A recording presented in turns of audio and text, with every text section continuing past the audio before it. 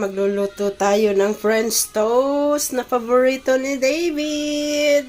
Ayan ang ingredient natin. Isang itlog. Ayan, may peanut butter na palaman. Ayan, nalagyan na natin ng peanut butter. Pagtakpan na natin yan.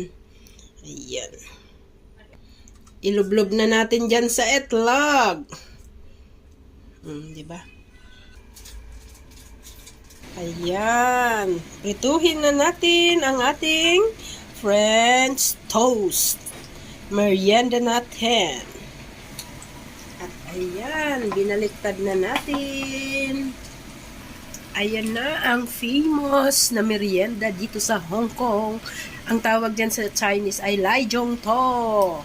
Lai Zhong Tosi. Ayan. Lagyan ng butter sa ibabaw.